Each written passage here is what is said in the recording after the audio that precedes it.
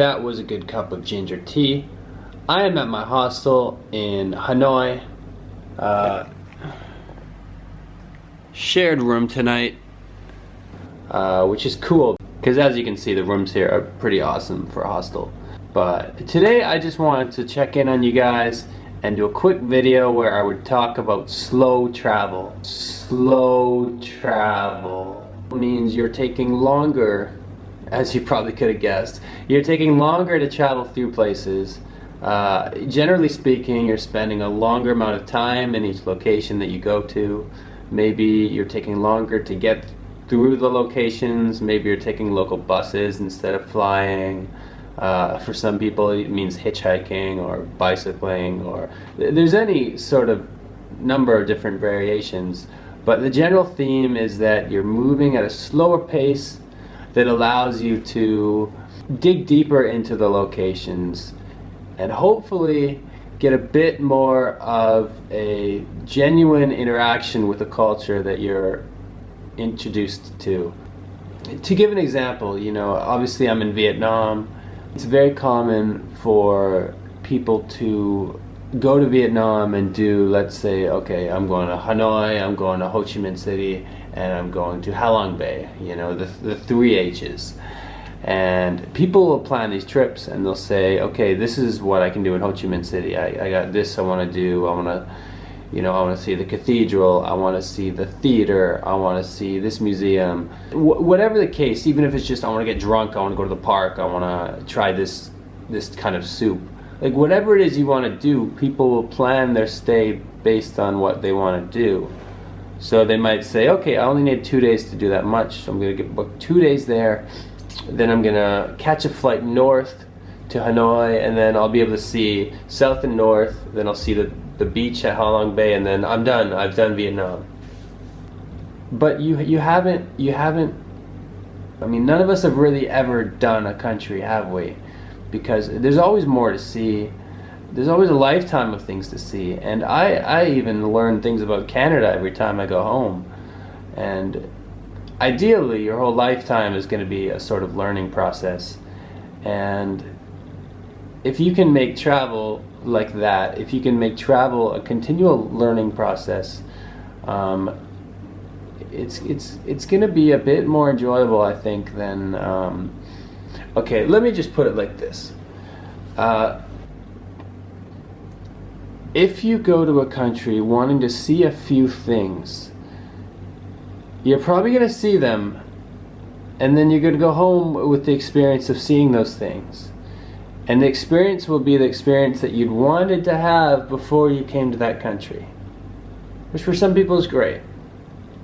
I'm not hating on Halong Bay or anything like that. But if you'd go to a country with a flexible schedule and you give yourself the time to, as I say, to embrace slow travel, to take up whatever might happen. The beauty, in a sense, of slow travel is that you are always controlling your destiny, and your trip is exactly what you want it to be. You don't need to live up to someone else's expectations. You don't need to go through some tour company's idea of what the perfect trip is. You are constantly defining and redefining your own perfect trip.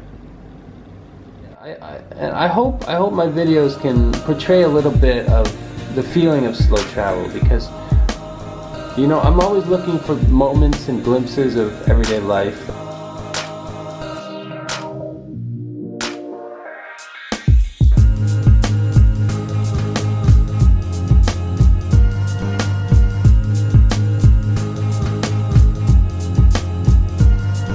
The reason I can do that is because I have the time to just sit down at a lot of coffee shops and just watch life go by, or just to take my time. I'm not always in a rush.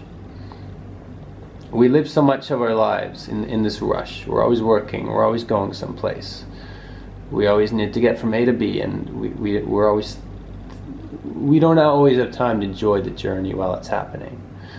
And I rented a motorbike yesterday, and I pulled up to a traffic light, and I looked to the left at the 20 other motorbikes at that stoplight, and this is true. It went through my mind that I'm probably the only one here who has No idea where I'm going right now.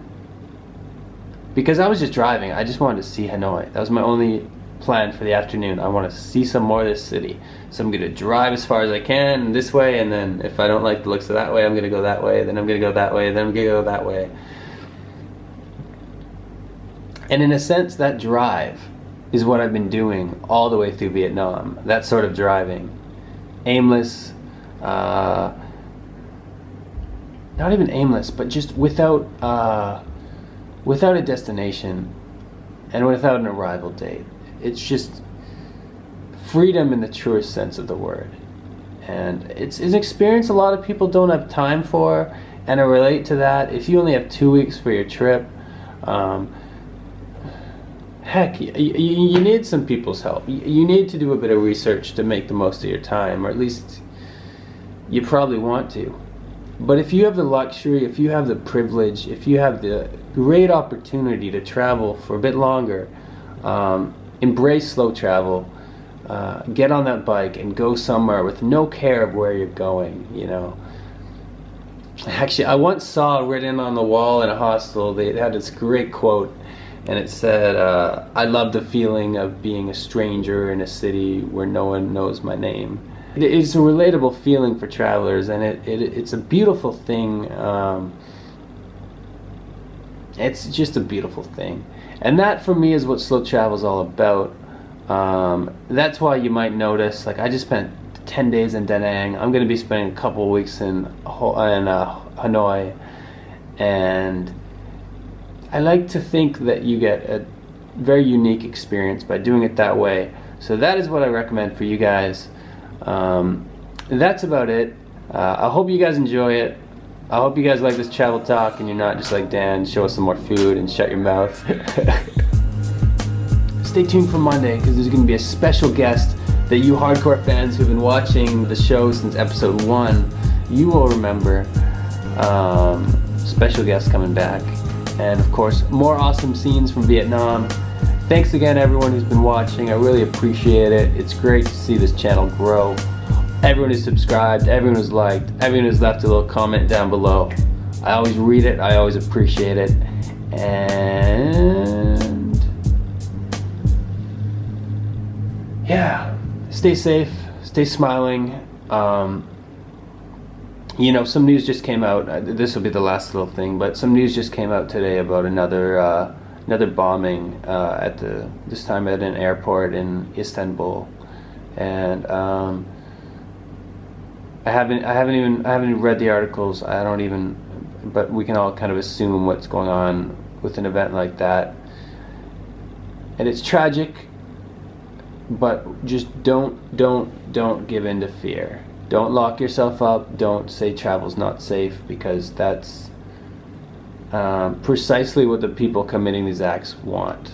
They thrive off fear. They thrive off confusion. They thrive off people being scared to see the beauty of a country like Turkey, or heck, even Vietnam. I mean, it's just, we can't let the bad ones win, right? Keep on living, keep on smiling, and I will see you on the road.